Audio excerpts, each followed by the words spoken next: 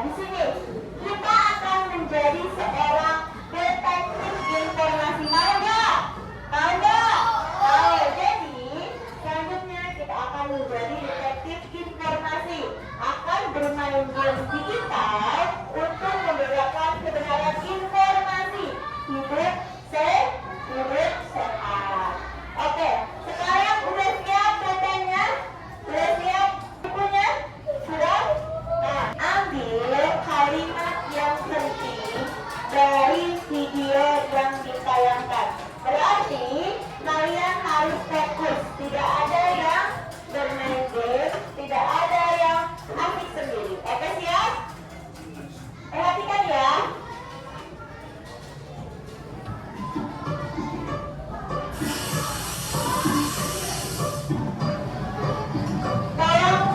Catat yang kalimat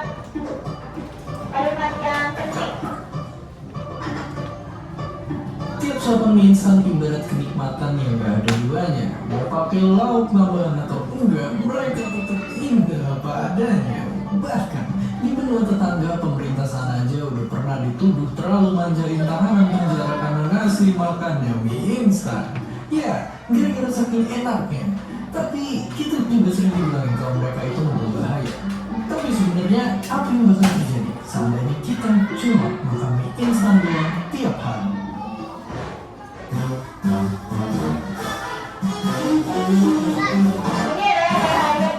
Pertama-tama mungkin kita bakal bahagia karena perut kita penuh dan senang dan dompet juga ikutan tenang. Buat tahu apa yang terjadi di dunia selanjutnya, kita bisa lihat kisah jurnalis ini yang pernah eksperimen makan mie instan terus-terusan selama seminggu. Ya, di hari pertama rasanya baik-baik aja, bisa pergi dan kerja kayak biasa. Tapi keesokan paginya badannya mulai agak lemas dan rasanya pengen buru-buru tidur. Hari ketiga makin terasa lesu dan mulutnya berasa asin. Di hari keempat, melihat mie instan udah gak asik, malah justru jijik. Ya, dia ngerasa selalu haus, kecapean, hampa, dan hilang nafsu makannya. Dan katanya rasanya itu jadi kayak orang yang baru sembuh dari sakit. Dan semua perubahan di badannya makin parah di hari kelima. Dan gak cuma fisik, emosi pun juga jadi kena. Dia jadi lebih gampang marah, bahkan sama masalah-masalah yang kecil doang. Nah, coba kalian bayangin apa yang bakal terjadi kalau dilanjutin sampai sebulan atau bahkan setahun. Apapun ujungnya, mungkin kita semua tahu bahwa ini jangan ditiru. Mie instan emang bikin kenyang karena kalorinya itu tinggi. Tapi, ya, udah sampai itu aja. Nutrisi penting lainnya sayangnya rendah dan bisa ganggu keseimbangan gizi badan kita. Dan gak cuma itu, ada garam, micin, dan lemak jenuh yang banyak di mie instan bisa bikin kita jadi tinggi ini, tinggi itu, dan tinggi ini juga. Dan angka di timbangan juga jadi tinggi. Oke. Tapi kalau gitu, gimana kalau sebaliknya? Apakah sehat kalau misalnya cuma makan sejenis sayur aja tiap hari? Ternyata kalau cuma satu jenis, sama bahayanya juga. Mau itu mie instan doang, mau itu satu sayur doang, mau itu boba tiap hari, sekalipun nasi goreng 400 juta pun, intinya kita mesti memenuhi asupan gizi kita itu kuncinya harus seimbang. Ibarat tim bola, itu nggak lucu kalau 11 orang isinya striker semua.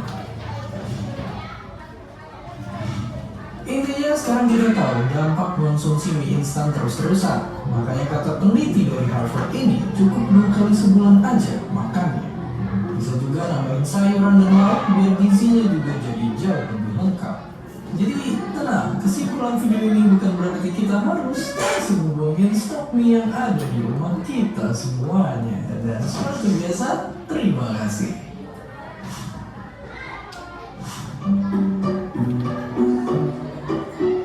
Tentang bahaya kalian memakan mie instan setiap hari, ya.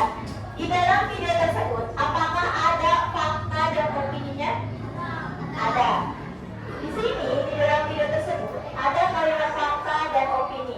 Kalau misalnya kalimat fakta, ada data, ada pernyataan yang benar.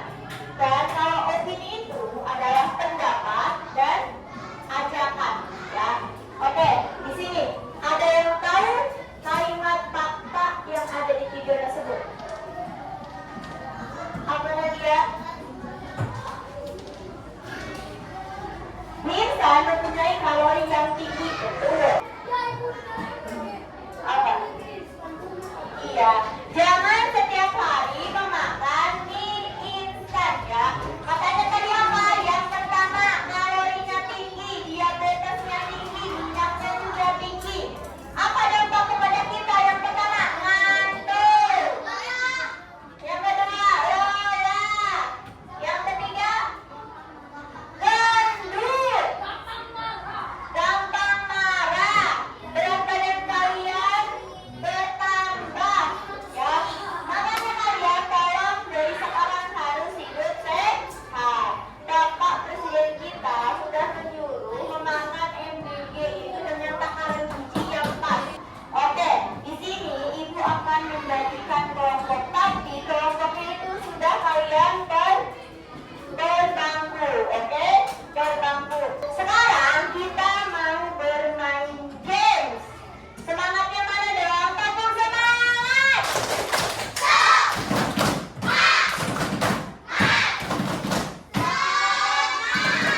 Nanti perwakilan kelompok maju ke depan. Satu orang saja, tapi jawabannya tolong diskusikan bersama teman kalian.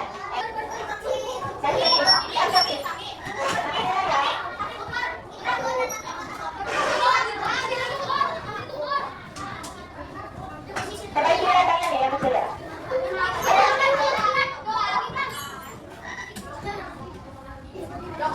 Nah, mau ngajak apa? Ya, mau ngajak.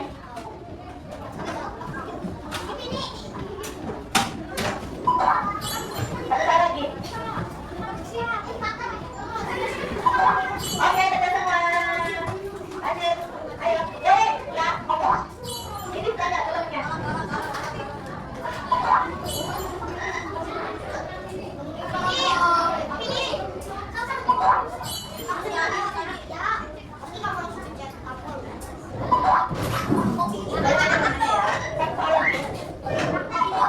Oke, lanjut. Ada 5 kok. Ngomong aja, ngomong aja.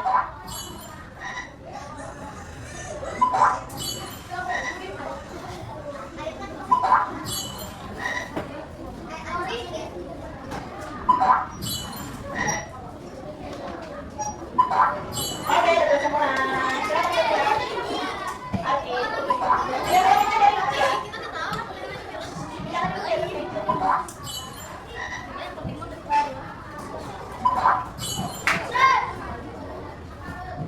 Balik ke balik ya.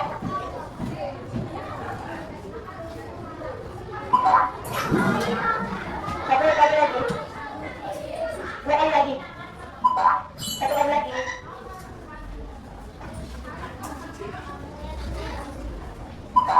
Oke, lanjut. Gibran, silakan.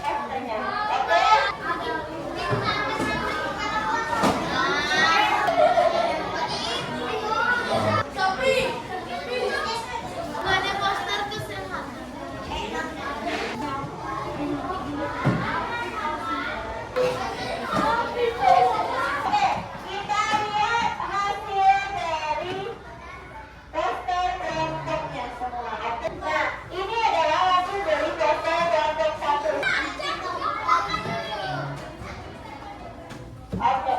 Bagus tidak? Oke, tepuk tangan. Oke, ada Emerson dari kelompok 2. Oke, gimana rasanya bagus atau tidak? Tepuk tangan. Oke, dulu yang hasil kerja kelompok 3. Wow, sangat bagus. Oke, silakan baca ada berapa fakta kesehatan. Oke, bagus tidak? Bagus, tepuk tangan. Apakah ada ikan? Wih, air terjun. Coba, di sini pakai tentang apa? Tentang air terjun. Bagus tidak? Bagus, tepuk tangan dong. Kalau bagus. Kita jadi sama tentang apa? Tentang apa besoknya? Kesehatan apa? Makan bergizi katanya. Oke, bagus tidak? Bagus, tepuk tangan dong. Oke, terima kasih. Oke, teman-teman, hasil dari kelompok nanti. Oke, coba lihat ini tentang apa besoknya? Ayo biasa minum jus apa itu? Wah, bagus tidak? Tepuk tangan. Mengapa kita tidak boleh sembarangan percaya pada ahli kesehatan? Kalau sudah pendehat apa lagi? Sedih, terus gimana? Hah? Marah, kesal, betul. Jadi kalian nanti kalau misalkan mau menyimak berita, tolong kalian simak dengan benar. Apakah berita tersebut fakta atau opini? Kita tadi membahas tentang apa? Fakta dan opini dari apa? Dari James dan Ross. Oke, sekarang Ibu akan membagikan sebuah tes. Tes apa? Mengisi 5 PP dan 5 esai. Yang esai kalian pilih fakta dan opini dan tuliskan fakta opini, oke? Dan di atasnya kasih nama.